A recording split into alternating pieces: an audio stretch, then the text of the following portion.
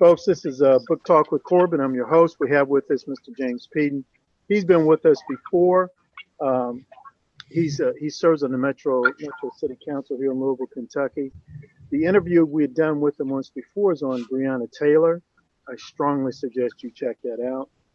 In fact, I was just talking to somebody about that not too long ago, and they were surprised. Well, I didn't know that. And I said, well, that's why I go to people like him.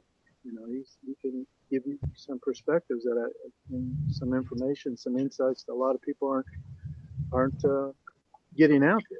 You know, so you need to go to people like Mr. Peden. Brother, thank you so much for coming on today. My pleasure. I just wanted to talk to you a little bit today about the mayor's race. It seems like some folks have already, I don't know how you put it, already announced or they already made themselves candidates. I mean, how does that go? Announcement, whatever. How's that go? Well, the first day to officially sign up would be the day after Election Day in November.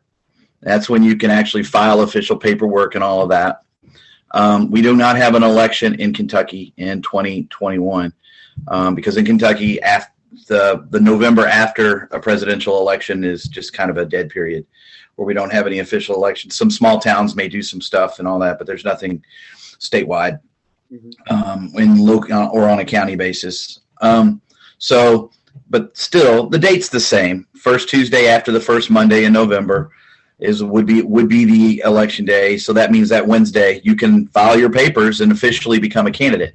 Mm-hmm. The other thing that's important is in Kentucky, you can file papers anytime, which would be an intent to run. And then that allows you to officially raise money, which is a big deal. And then other people, even without filing anything official, you can just have a press conference and go, hey, I'm running for mayor. So because Louisville is perceived to be a Democrat Party dominated city, yes, in that regard, and because Mayor Fisher is term limited, the frenzy, and I'm going to use that word not tongue in cheek, I mean, it is going to be a frenzy of Democrats coming out to run for mayor because they haven't really had an opportunity in 12 years. It's going to be huge. Wow. Republicans, because there is a non-incumbent, will probably field some better candidates than they have more in the past. Mm-hmm. So even they may start coming out of the woodwork and showing interest and those kind of things. I'm not sure why within party politics, even in a situation where it's obvious that, well, let's take Mayor Fisher, where other prominent Democrats are unhappy with his performance, they still won't come out and run against him.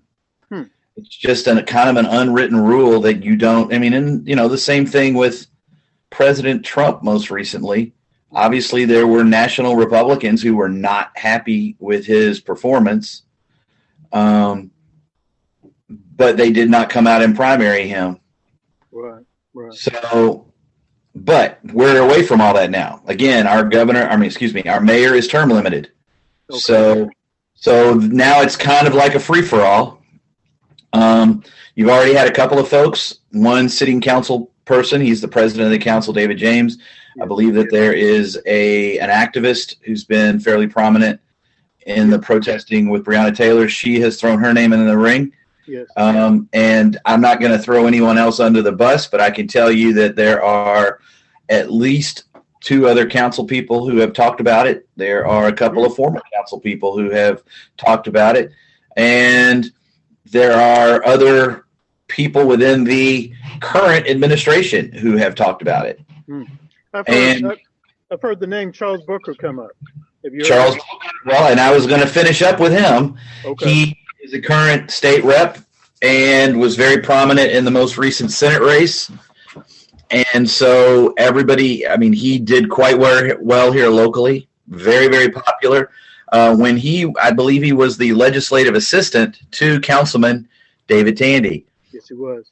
And so I got to know him then. Great guy. I mean, we may not agree politically or be in the same party, but I mean, I'll sit down and have a cup of coffee with him anytime and talk politics. He's very knowledgeable and very passionate, which is kind of a big deal. So on the other hand, I love David James. So, and that's kind of, one of the things that we talked about pre-interview, so to speak, is I'm not going to necessarily endorse anyone, but at the same time, I'll give you my peace of mind on who they are and what I know about them. I mean, David is incredibly organized.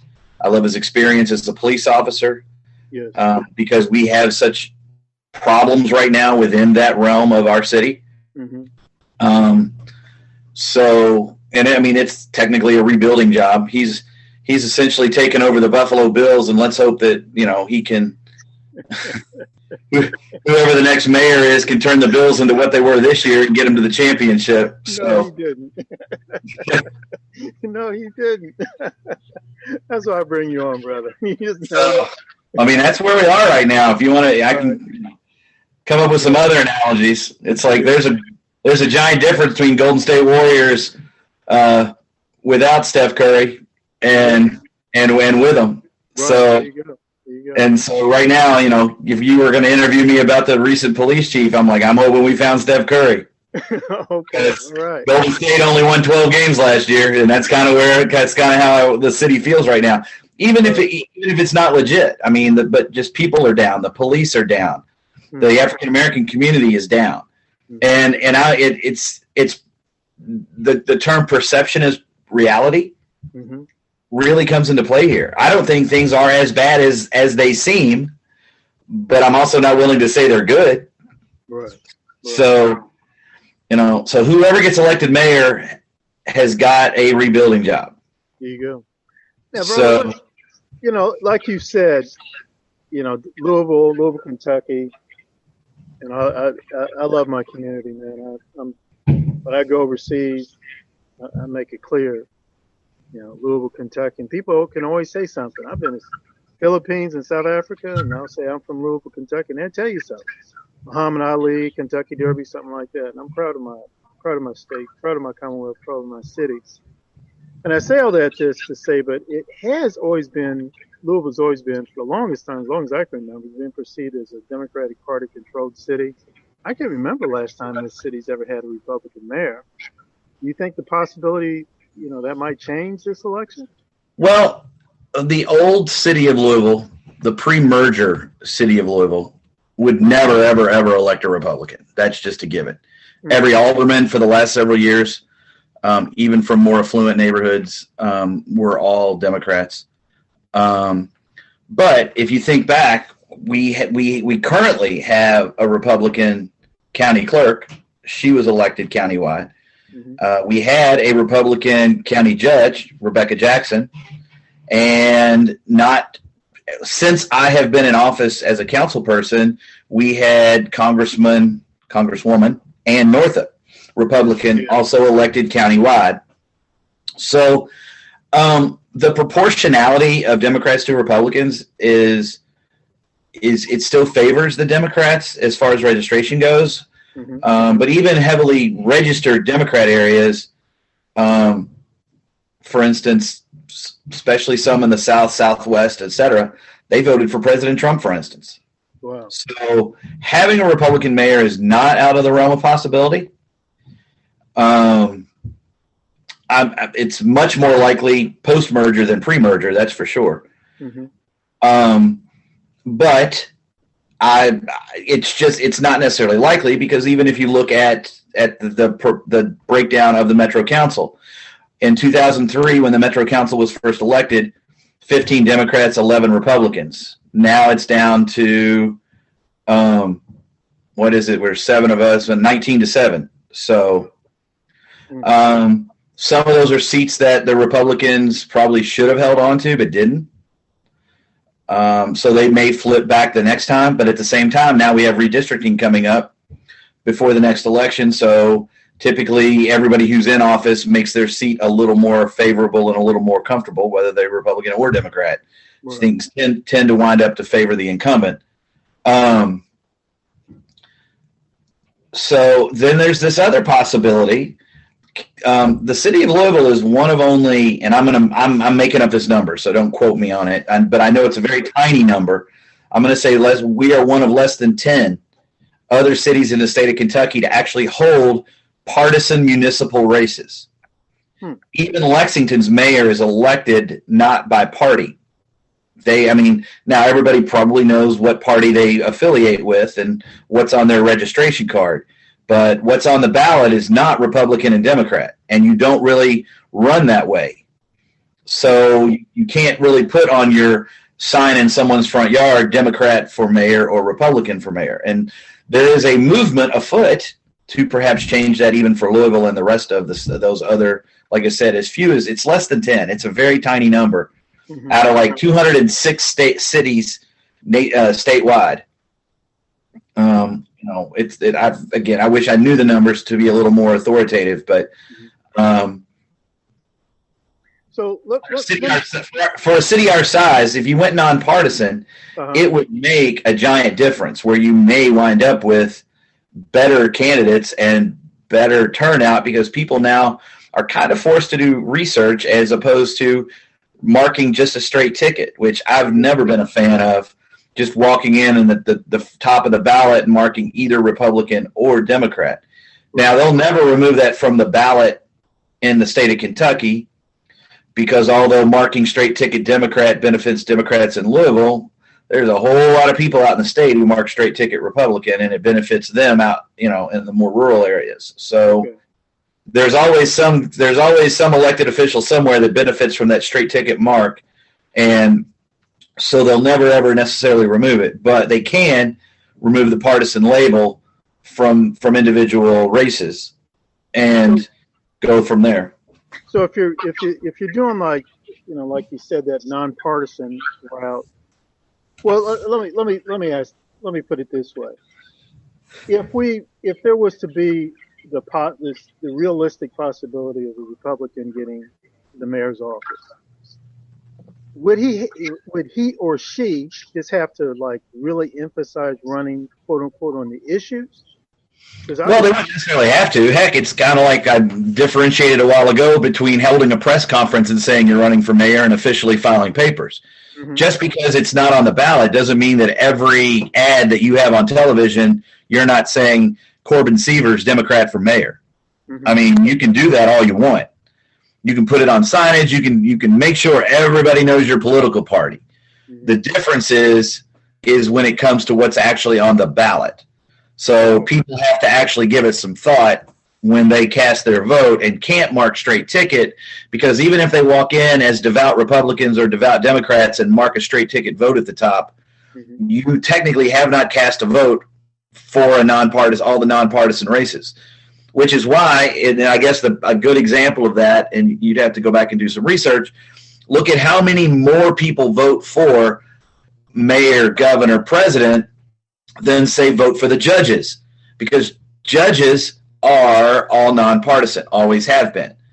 And so when you look at the vote total, there's significantly less people voting for the judge, even though they're in the same ballot box and it only takes a few seconds more. Why? Because there's a lot of people who mark straight ticket. And the difference between, for instance, the mayor's race and the judge's races on the back of the ballot is probably very, very close to the number of people who mark straight ticket.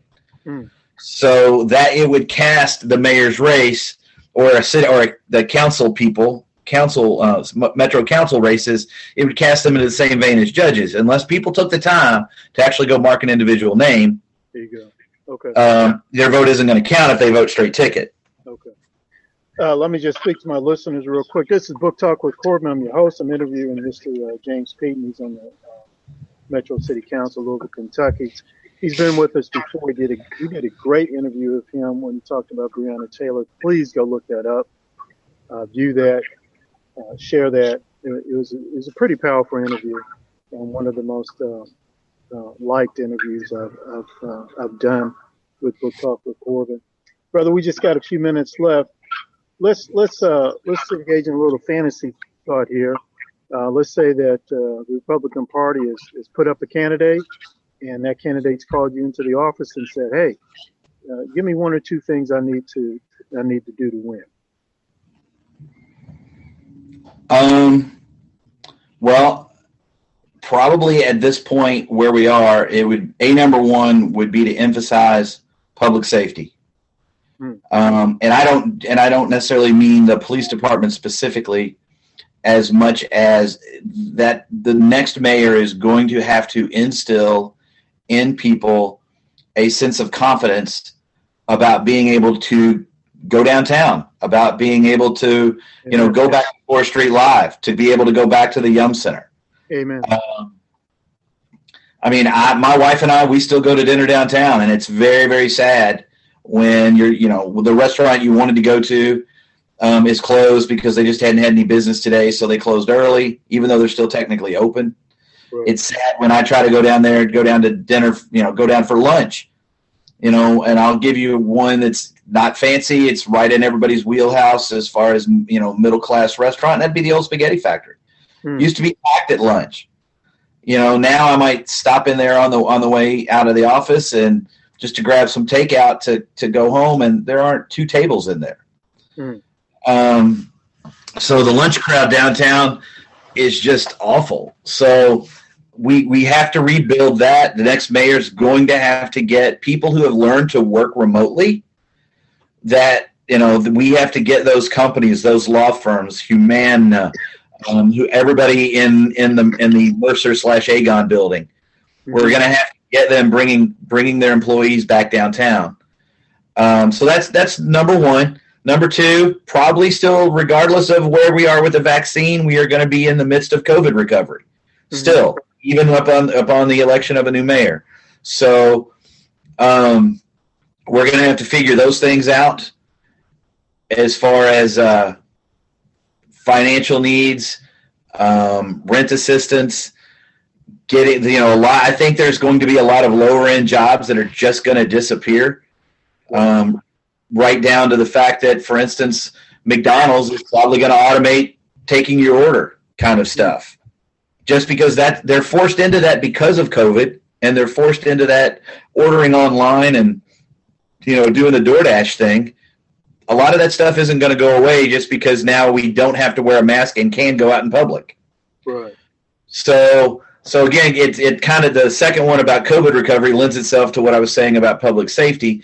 But the first one is more of you need to reassure public things are safe. I'm not talking about rebuilding the police department. I'm not saying, that we need to go and arrest a whole lot of folks. I'm not saying that at all. It is a sense of confidence. And then COVID recovery would include economic development. If we've lost anybody, if we've lost any major business, keep them, try to get them back, figure out what we got to do to aid them. Don't let them close their doors. At the same time, if I were mayor kind of thing, I'd be taking advantage of other cities who may or may not be losing their businesses. Elon Musk, for instance, pretty much picked up his entire operation out of California and is moving it to Texas. Yeah. So I'm sitting here thinking to myself, it's like, okay, I really think that the COVID restrictions in Kentucky are pretty bad, but if you got a place that's worse, let's go after those guys. There you go. Right. So take advantage of those kind of moves. Again, Kentucky, a lot of the advantages of Kentucky you can't replace. We are dead center, north to south of the United States, equidistant pretty much from the Canada as it is to the Gulf of Mexico.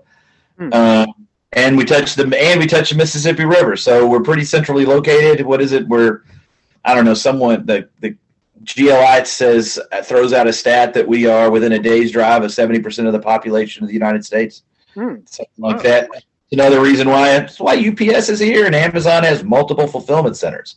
Yeah. We really are kind of geographic. That's a geographic advantage that, it may not be the sunny shores of Florida with all those growing cities, and I understand why people. This is. After yesterday or 2 days ago snow, now we know why people move to Florida. But we do have our advantages. Let's use them. There you go. All right. Well, brother, thank you so much. As always, it's been informative. No, I love coming on. Yeah. And I really appreciate that.